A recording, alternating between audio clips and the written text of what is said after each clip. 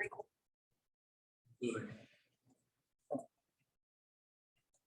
Let's see. Did you grab the recording or did Adam? I guess.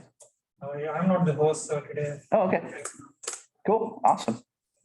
All right, cool. I forgot to hit record, but we got the discussion in. And here we go. The notes for the discussion are in the Slack channel. So I'll clear my kernel. And let's start with this big question. All right, I have clusters. You made some clusters. Like now what? What's the point even? And the attitude I want to adopt here, and that I encourage you to adopt as well, is that clusters are about providing options and insight. And if the clusters don't provide you any insight, and if they don't give you any useful options, just drop them in the dirt, move on with something else, right? Maybe break things into quartiles, or maybe manually break things into age ranges, whatever, right? Manually cluster your stuff. I've got a couple of quotes here. One is from Maggie. It is, you know you've done clustering right when your clusters make sense and are meaningful. There's meaning behind it. And then you can understand what that meaning is. And then I've got a second quote here, the difference between a goat rodeo and making clusters. Goat rodeo is a euphemism for a phrase that starts with the word cluster, right? The difference between your goat rodeo and making clusters is using your clusters for deeper insight, right? So you've made a bunch of clusters and you've done an elbow method. What are our options? And I'll share with you, there's 2 steps I want you to take, regardless of which option you use. That first step is to explore each cluster, to compare and contrast the data in each cluster. Seek to understand what each cluster means. And this exploration here can be kind of surface level a little bit. Just look at descriptive stats and see if the descriptive stats are sufficiently different for each cluster, the descriptive stats of every other feature, right? Step 2 here is, and again, that explore can go super deep, right? There's folks that all they do is clustering and exploring those clusters. There are literally data science and machine learning jobs where people just do clustering and then figure out what the heck those clusters mean. They're not, and they're not doing regressions or anything else. They're just doing customer segmentation, for example, or outlier detection, right? I'd say step 2, which is very intimately related to step 1, is naming your clusters in English or in some natural language where they make sense, right? I want to share that this manual naming of clusters is really powerful. It's very, very common with customer segmentation, threat detection, outlier detection, all kinds of places in industry. You're going to see individuals with different backgrounds, sometimes very data-rich backgrounds, sometimes just an understanding of the business, and not the same kind of data skills that you're bringing to the table to try and label those clusters, right? But once we've named what those clusters are in English, if they make sense, instead of 0, 1, 2, 3, 4, right? Cluster 0. What the heck does cluster 0 mean? What can we do? We have a couple of options. Option number 1 that you could use. Drum roll, please. Option number 1, you could use your cluster names or your new clusters, whether if they're named or numbers, to simplify multiple other variables. The sound fancy at a meetup language here is dimensionality reduction. Drop that in the interview, but then they're going to ask you what dimensionality reduction means. I'll give you a really simple example. You remember iris data set. We have petal length, petal width. Here's an example, the dimensionality reduction, length times width to get area. And then use area. This isn't even using clustering for dimensionality reduction, right? But then use the petal area instead of those other 2 measurements. Generally, models with less features are more generalizable than models with too many features. Right? So that's what dimensionality reduction means, right? It doesn't mean you're folding space and time like I don't know. I keep wanting to say Mr. Wizard, but Marvel guy does the things, folds spins, anyway. Dr. Strange now. Yeah, Dr. Strange, Dr. Strange. So if we can take like 4, 5, 6, whatever numeric variables and get clusters that are meaningful out of them, then we could just use those clusters instead of those other variables. And what could we do with that? What does that open us up to? Well, here's one that's kind of cool. I think this is kind of cool. And this is where this connects to classification and to other modeling. We could use our cluster names as our target variable to build a classifier. Don't remember classifiers, right? Like decision trees, we're classifying categorical outcomes. When new data comes in, new data point comes in, we can assign it with a decision tree or something, which cluster it should belong to. So we don't have to run the clustering again. We could, but in this way, if the cluster name is valuable enough, like these are the customers we want to focus on versus the kind of okay customers versus the bad customers, then we can classify new data coming in, build a classifier out of those targets, which is kind of cool. And that target variable didn't exist before. That cluster column name didn't exist before. And I'll give you a code example of that. And then option number 3 is kind of different. Perform deeper exploratory data analysis and do modeling for each individual cluster on its own. So if you have, let's just for the sake of argument, we have good customers, medium customers, and customers that are a hassle but never buy anything, right? They call the support line, but they never buy anything. With each one of those, we could look into treat each one as its own kind of data science project. Look into what's going on with the best customers. Do regressions, do classifications. If you have enough data, you can cluster it again. Kind of crazy, right? Clusterception. But then look at, okay, tell us about our weakest performing customers, right? We could do a lot of EDA or modeling on those. So in a way, if you have 3 clusters, small, medium, and large customers, you can roll in and do a whole data science project on each one, which is pretty cool. Yeah, PJ, what are you thinking? Sorry, I wrote it down too. It's kind of ironic, but you started talking about it already. So yeah, my thought was when I was thinking about this stuff is that we use clustering and then we create these labels, and then we can kind of do what you're talking about is creating a model off of those labels themselves. So often than not, when we go like in the workforce or something like that, are we using our unsupervised learning to create these little these labels and whatnot, and then creating another model after that? So using pretty common. Okay. Yeah, pretty common. Let's say let's build a scenario mentally. Let's say we've got Netflix customers, people who watch a lot of movies, a little bit of movies, and no movie, and like very few, right? Each one of those has its own characteristics and its own differences with inside of it. But we might want to do another layer of modeling on each one of those groups. Yeah.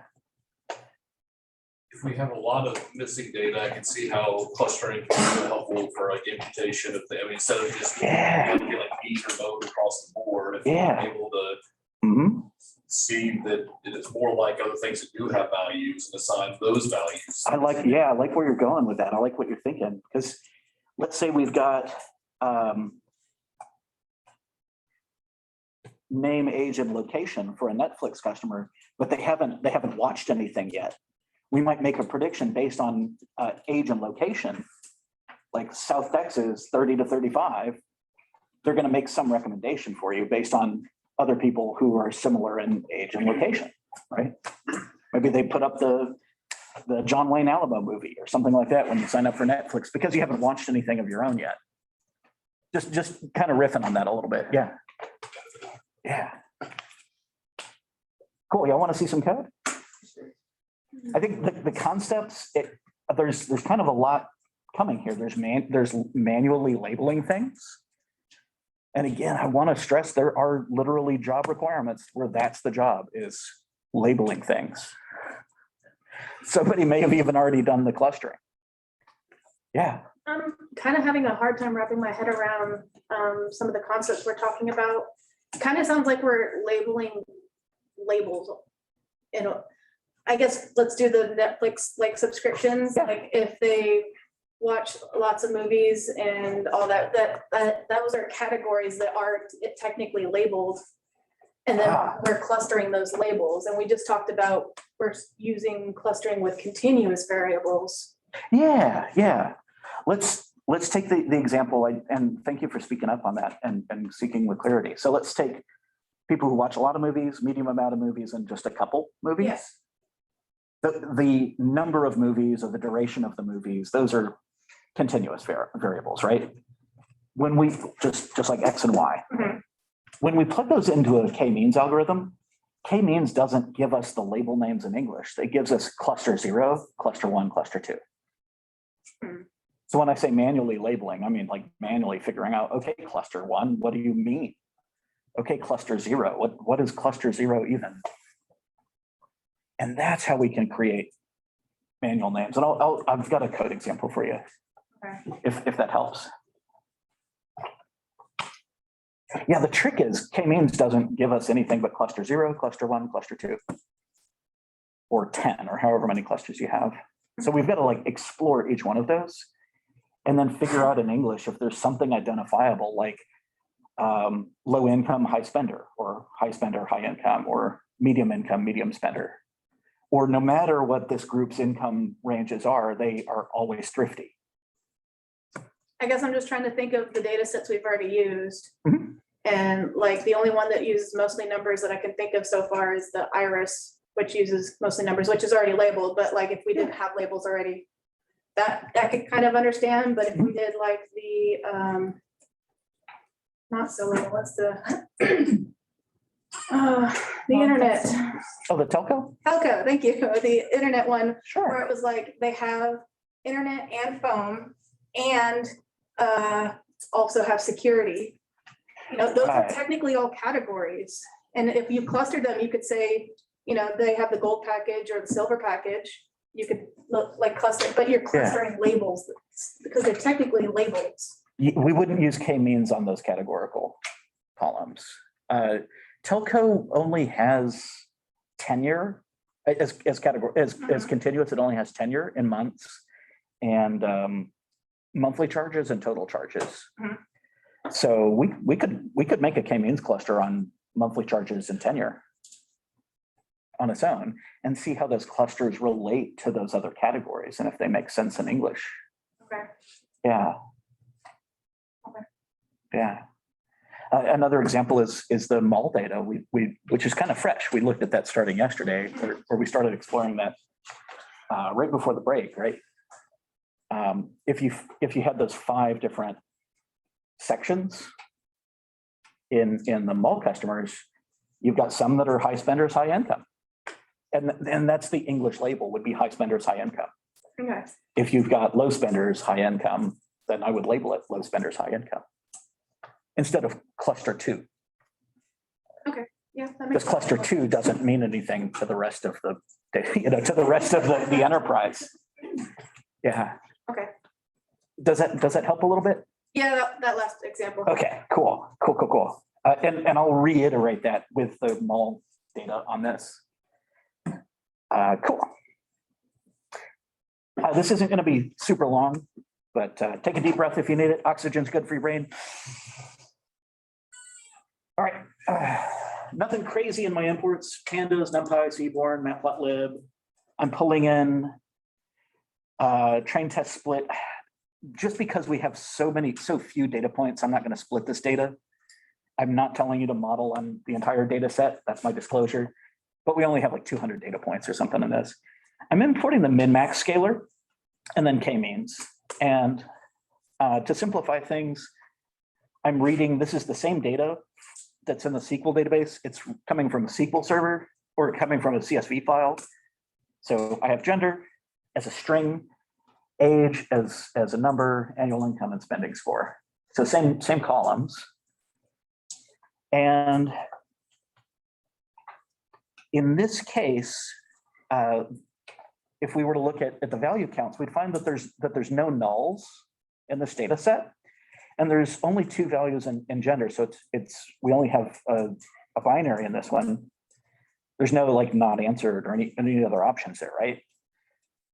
But some thoughts on the data preparation here. If gender isn't a big impact on age, income, or spending score, we can drop the column, which I'm reminding you, we did that in the explore stage with this data set. Also, KMeans does well with continuous values. So things like age, spending, and income. But we could, but not a whole bunch of one-hot encoded columns. Each new dimension you throw, each new variable you throw that's a 0 or 1 starts skewing things really badly. And your clusters will mean less and less. They'll be less effective.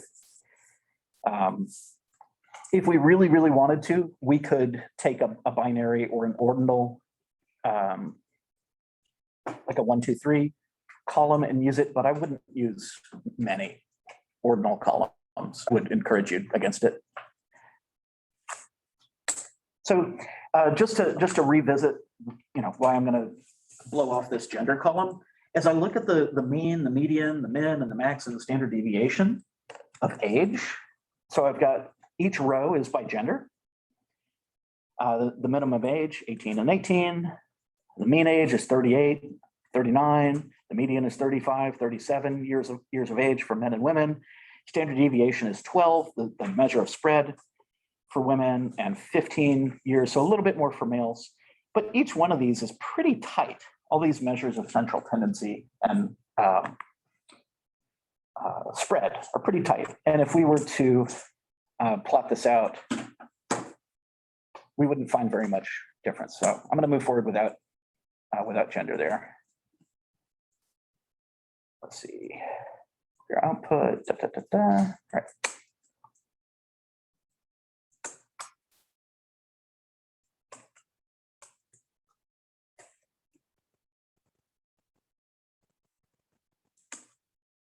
Okay, so I've got a happy little data frame with only age, income, and spending score. And this is a good example of where clusters might be helpful.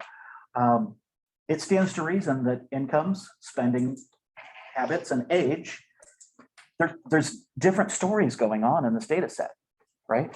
So the first thing I need to do before any KMeans is scale the data. So I'm going to make the scalar, I'm going to fit the scalar, and then I'm going to use the scalar. So make the thing, fit the thing, and use the thing.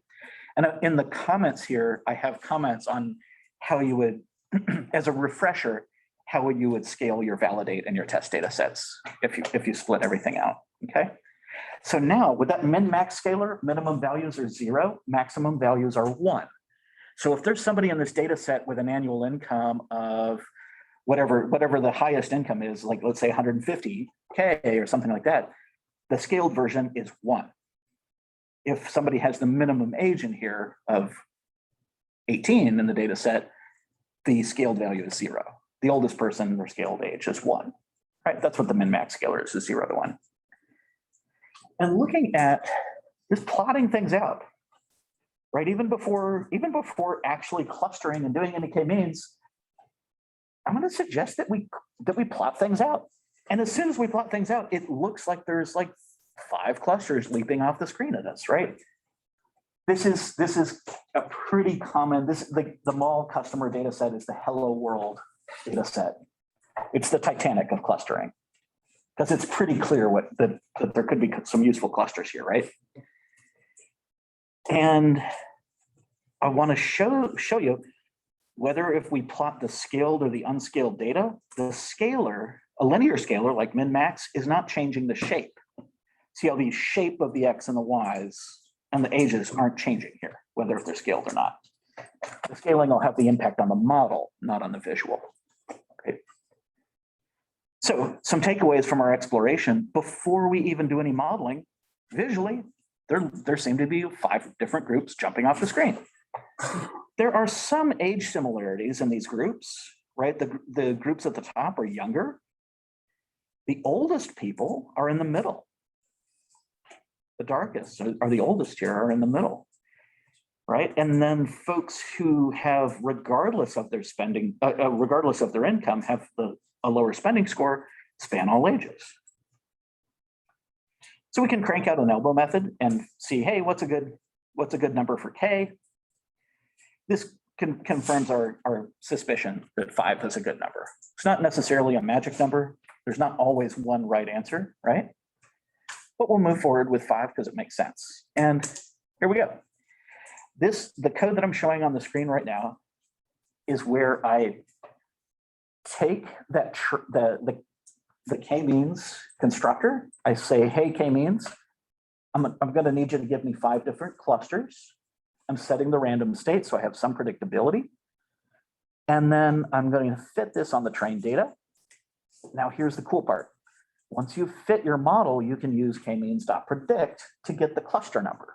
Again, that's all KMeans is doing, is giving you a cluster number. It's our job to do something interesting with that cluster number. We get that cluster number from KMeans.predict, and I'm assigning that to the data frame as a new column called cluster. So I've done KMeans, and now I have 0, 1, 2, 3, 4. And if I look at the value counts, it looks like we have a lot of cluster 0, a lot of cluster 2, and then cluster 4, there's 23 of. So we have 5 different clusters.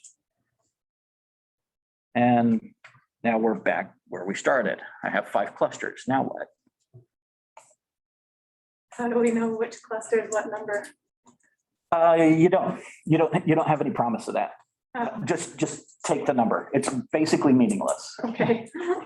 Again, it's our job to figure out what the number means. What clusters, like this says cluster 2 for this row.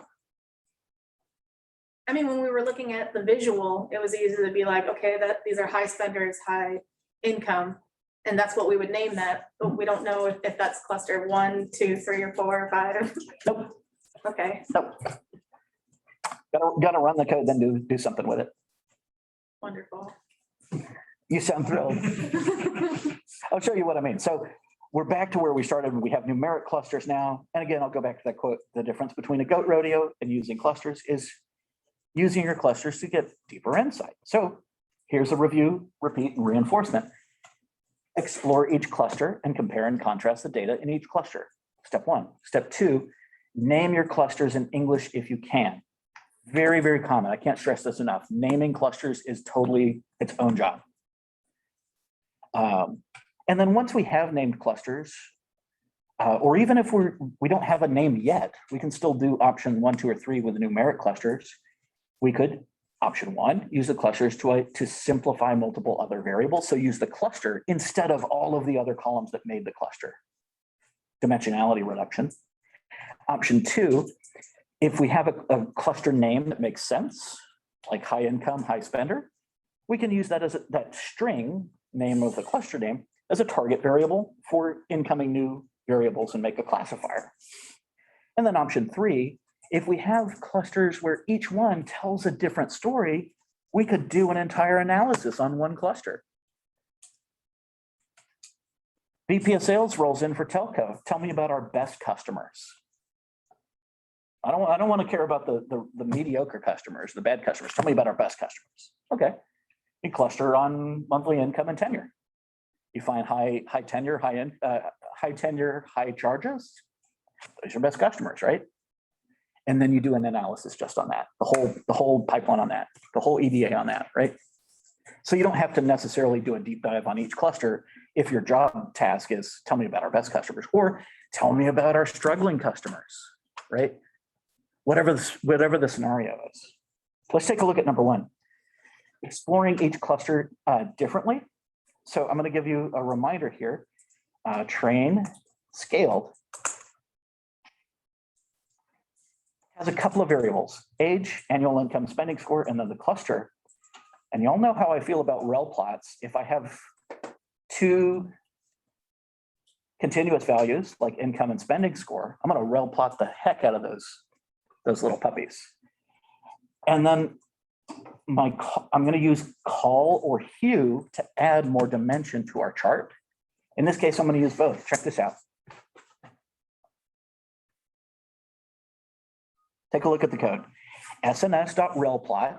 Relplot's how you get scatter plots. You can tell it to do a line plot if you need to, but scatter plots are great because you get every data point.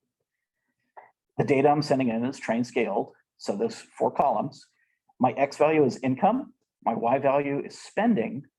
Each individual, so the column argument, each individual chart here is its own cluster. And then so I could add a little more dimension to things, I tacked the hue on as age. So the lighter the pink, the younger, the darker, and it turns to like maroon and then almost black is older. So K-means, let's take a look at our 5 clusters here. K-means spit us out a cluster of 0. And when I look at the spending, the income and spending score, these are, the income is lower half of income. The spending score is the lower 2/3, if that. And looking at the hue here,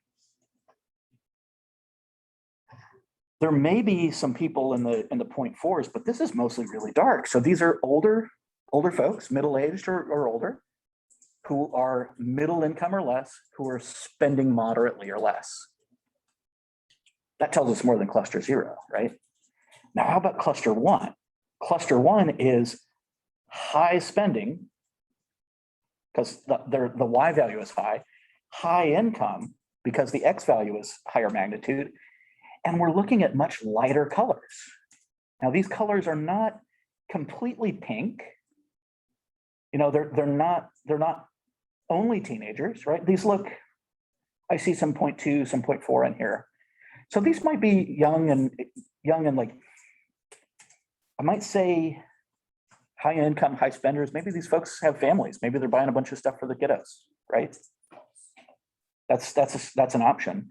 So this could be, and I'm thinking about this, even if we didn't have age in here, we could just call this the target market, because they're spending a lot and they have the means to do it. You know, the debt collector's not going to take the stuff back, right? They're going to keep spending, hopefully, as your mom.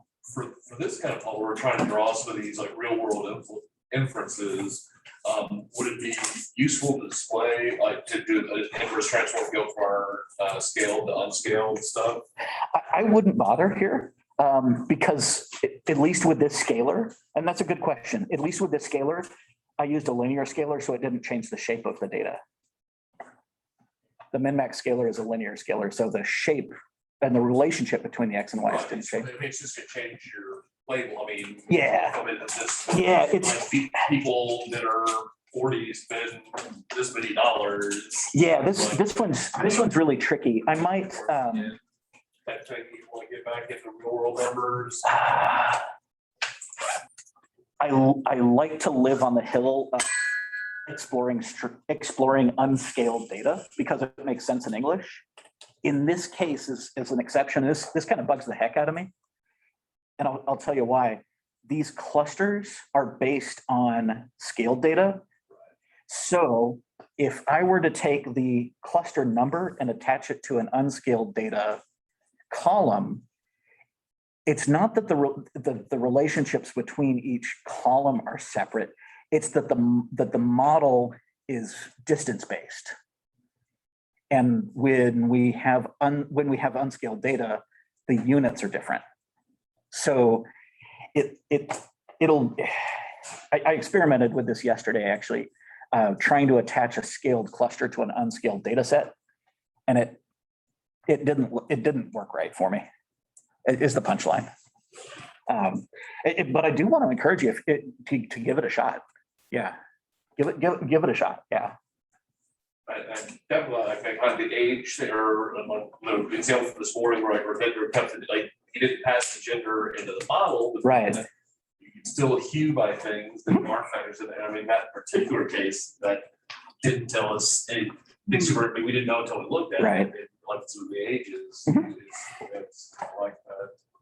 Yeah, I think I saw a question, Laura. Yeah, so yesterday, what I did is as arguments, I passed in like the age and stuff from my unscaled data frame. Oh, You're interesting. saying I'm not able to do that? You can. I got results that didn't make sense to me. So I want to encourage y'all to explore. But just because I stubbed my toe doesn't mean I want to tell you not to, right? This is the one case where exploring the scaled data, the X's and the Y's don't change with a linear scalar, right? The shape doesn't change, but the cluster number changes based on the scaled data, largely. I got wildly different cluster numbers when I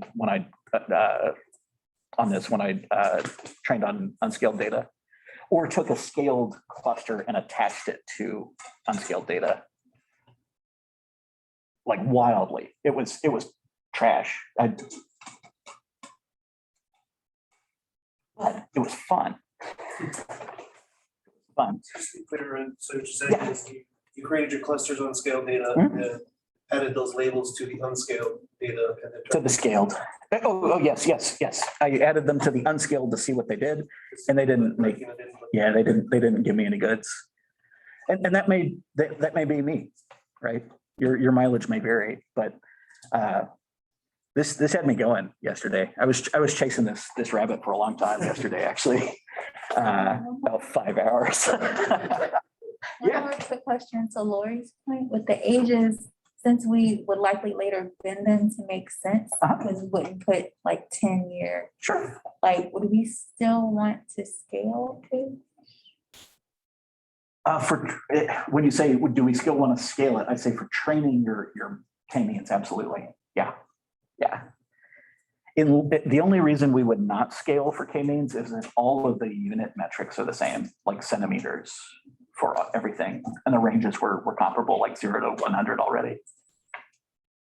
Did that answer your question? Yes. Okay, cool. So I'm loving this cluster right here. This is where the big bosses want us to focus, right? High income, high spenders.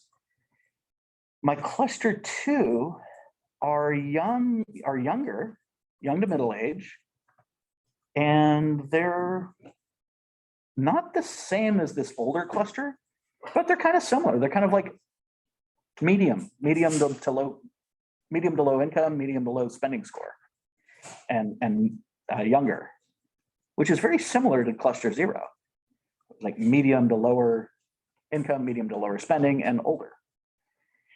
Now my cluster 3, this is really interesting. My cluster 3, those ages are the most diverse cluster of ages, aren't they? We have pink, we have light pink, dark pink, maroon, magenta, purple, almost black in there. But on average, a little bit older. But on average, a little bit older. And what I'm seeing here is the income is mid-range to highest, but they're frugal. They're at least on the lower half of the spending score. So their income is similar to the graph above it. But the spending is less. Average is a little bit older. A little bit older, and they categorically spend less. So we just have to prevent the people from getting older. Take that to the board. Yeah, put that in your report. Only the good die young, right? All right, good. Higher. And then this cluster 4, this one's really interesting because these are much lighter pinks, so even younger, but they're spending a lot, but not a lot of income. So we could call this like the spendthrifts, right? Or even just they're spending more than they're earning, or they're spending somebody else's money. You know, it's interesting because they're younger. So it looks like they're the children of the really cheap people. And they just like, hey, like. Oh, down here? Yeah. I make no money. Or these could be parents funding, how many advertisers advertise to kids, right? Exactly. They move everything pretty Mhm. much. They spend Yeah. anything. Yeah. So, Pretty cool. yeah, so you don't have to add the age here to add that hue. I went back and forth with myself on whether to include age on this, because these clusters are pretty meaningful without age. And looking at cluster 0 and cluster 2, they're not identical, but they're basically the same kind of thing in spending and income. So if the enterprise doesn't care about the age, they just care about spending and income, then these are really similar. But this is a sweet spot for business, right? High income, high spending. And this could be a sweet spot too, advertised to the decision makers of the household, the actual decision makers in that household, right? The real decision. Yeah, yeah. So I'm trying to name these clusters in plain English. So that cluster 0, I'm calling that general because they're kind of mid-range to lower spending and income. Cluster number 1, I'm going to label that target, like a target market, like a sweet spot, because not only are they spending a lot, they have the ability to spend more, right? These folks over here might not necessarily have the ability to spend much more. They might be maxing out their spending already. The cluster number 2, which have the same general shape as the general older, I'm calling that general younger. And then the frugal high income is number 3. So higher income, lots of higher income, but the highest spending score is less than 40%. So the highest spending score is 40% of the highest spending score, right? Not a lot of spending going on in cluster 3. Some, these are either savers or they're bankrolling somebody else's purchases, right? And then the young spendthrift is cluster number 4. So let's give those names. The code that I'm using to turn these numbers into names is data frame dot column name, which my column name is cluster dot map. And mapping takes an input on the keys and then the values are the output. So for the values with the cluster number of 0, we substitute the string general older for that, and et cetera through the end. So now we have cluster names that make a little bit more sense. This is that manual naming. So we're not adding, that's just sort of like an in place, one-to-one swap within the column that's already there. Yeah, I'm not doing it is in place. I'm not specifically using the in place argument, but I'm overriding the Right. cluster column to be the transformed version of that cluster column. Yes. I can't remember if map has an in place off the top of my head or not. Would there be any reason to keep the cluster number and make the names a separate name? You could. You totally could. The reason why you might is you could keep your, I'm sorry, go ahead. Pass your clusters into some of the model. Passing the clusters into another model or keep the raw data, right? Maybe I don't have a lot of confidence in my English names. I might just keep them and then ask my colleagues for their opinion. Fair enough. Yeah, and it's easier to do that with the plain old numbers with, hey, Jeanette, will you take a look at this? I have cluster numbers. I have some English labels for them that I think are going to be helpful, but before I bias you with my names, would you mind taking a look at these 5 clusters and telling me what you think? Kind of like that. Okay. So this is kind of cool. Is this helping so far? Is this helpful on the we have clusters now what? Very good. Awesome. Okay, cool. And I can pull that back, our good old friend rel plot. I'm not doing anything that we haven't done before, except now that the column is a string, I have labels for each one of these clusters, like English labels, instead of 0, 1, 2, 3, 4. See, the cluster is general younger, spendthrift young. And the order of these changed because these are strings and no longer 0, 1, 2, 3, 4. But that's okay, because frugal high income is high income and frugal. Target market, high income, high spending is target market.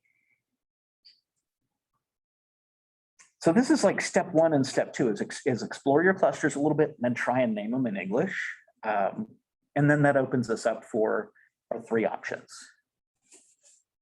I'm going to run 3 more lines of code and then I'm going to ask y'all something. So we could take our data frame, group it by that cluster, and grab the means, little aggregate function. So now we see that the frugal high income people, their average age is middle-aged. So yeah, that supports my hypothesis. They're probably making family purchasing decisions or something like that. Their annual income is higher. I know this is scaled, so that means the middle value is 0.5, right? The spending score is very low. very low, 0.17. So they're making a lot, but they're saving a lot. They're not spending very much. Our general older, look at that age. That's not 72 years old, but those are in the 72% of the highest ages and up. So that matches that they're older. Their income is the lowest third, and their spending score is the lowest fourth. So you could change these names at any time, right? You could call these like, making cluster names is an art in and of itself, right? The general younger, they're kind of similar, super young in their annual incomes and their spending score. Look at that. Their spending score of general older and general younger and the annual incomes nearly identical on the scaled versions, right? So we could manually collapse those two. And when I say manually, I mean like in pandas, collapse those two into one to simplify things, because businesses like simple answers, right? Often. And then we could look at other aggregate functions like min or max or standard deviation, right? So when we look at the minimum values for age, look at that younger. The minimum age for the younger is the youngest in the population. The minimum age for the young spendthrift is the minimum in the population. And that annual income is the lowest in the population as well. Now our high income people, their lowest annual income was almost, almost the middle mark. And then our target market, look at our target market, super young, right? Less than the 20% of the 17% of the lowest ages. And then the minimum, that's the minimum, is pretty high. The minimum spending score is pretty high. And then we could look at max, or we could run .describe on this or whatever else. Okay, I've got a little bit more for options 1 and 2 and 3. And I'm not going to do a whole classification project on each cluster. Is that okay with y'all? In the interest of time. So option 1, these are in the same order that we talked about before. Option 1 is use clusters to simplify the other variables, that dimensionality reduction. Here's an example of that in code. Our stakeholders often want a simple answer. Just give me the bottom line. Don't give me the it depends. Give me the bottom line. Oh, geez. Well, here's how you can do it. If we drop age and annual income and spending score and just hand the cluster over. Here you go. We got general younger customers. We have spendthrift younger customers. We have general older customers, and we have frugal savers of all incomes. I know for a fact, this is just the tip of the iceberg. HEB, for example, does clustering out the wazoo to identify similar groups. And they're looking at spending habits, buying patterns, demographics. They've got everything. They know so much more about you than you think that they do. It's like Google scary. I'm serious.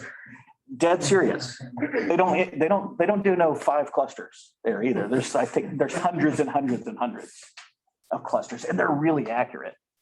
Except when they're not. Like nothing's perfect, right? Did y'all hear about the story about Target doing making coupons? With the pregnancy? Yeah. What's the story? The story was Target was doing targeted coupons and targeted ads, and their algorithms were predicting new mothers. Yeah. And on the one hand, you could see how that would be helpful, right? You want to get discounts and stuff, but on the other hand, that the why it's newsworthy is that was making family issues, right? I think the full story is that Target became so good. They started sending coupons to families, and a parent, right, because it was a very young lady, got so mad that he went to Target and like, hey, dude, why you guys doing this? This is not cool. And it wasn't just one in person. reality, she was pregnant and she didn't even know. No one knew in the family, but Target knew. So it was that crazy because they're predicting pregnancy before you could even know or you have symptoms. It was ridiculous. That's wild. Yeah. That's wild. I mean, we live in a crazy world, right? So Does that help paint the picture of customer segmentation a little bit? Yeah, Target is definitely one of the very early pushes Yeah. of data science to that extreme. Oh, gosh. It's such a competitive edge. That's why there's such competitive salaries in this field, is because a little bit, you move the needle a little bit and give it an identifiable group. The business side can go nuts with that I identifiable. feel like Yeah. for many years, the econ majors, like people that study econ and society, Mhm. they were the ones advising the leaders. Mhm. And now we're in the data world, so it's like, bring me data or nothing. And so that's where we're stepping in. Yeah, a lot of economic analysis is either analytical like this, like data driven, or some of it's just, this is how we've always done it. Yeah, exactly. Yeah. So we can simplify. Option one. This is that dimensionality reduction. We're no longer looking at age and income and spending score. Just give me a label. Just give me a name. Make it simple. Option number two.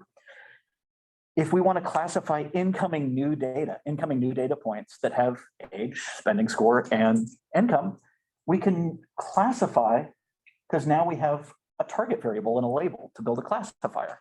And we could use any one of our classification algorithms for that. And then option number three, because if each cluster is unique enough, we could do a whole entire analysis on each cluster. Only one cluster if we're like, just tell me about our best customers. Or what if the analysis is tell me about our best customers and how do we get our next best customers? How do we identify those up and coming customers? And that's option number three. I think this is pretty cool stuff. This is really cool stuff. There are literally people who their full-time job is just interpreting, getting cluster numbers into names. That's their data job. Because they have to do other visualizations. They have to be able to do statistical tests. They've got, right? So it's crazy. Or you could just do a whole predictive algorithm on let's predict spending scores for the spendthrifts based on these other variables.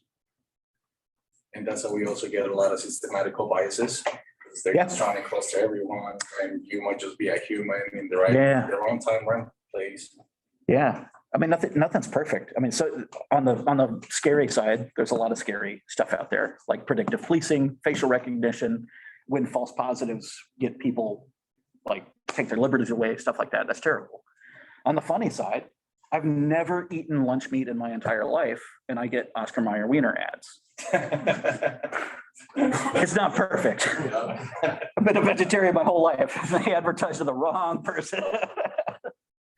So it gets scary, but then it also gets stupid. Wait, you know people who do lunch meat? And you spend Probably. a lot of time. No. That's a good question. So that's what I got for you. How to use some clusters. I hope that this has been valuable for y'all. And this helps answer the question, all right, we got a bunch of clusters. Now what? That's what I got for you. There's no exercises specifically on this lesson. So we'll segue into kicking off the project a little early. Give y'all more project time if that works for y'all. Oh, no. Awesome. Cool.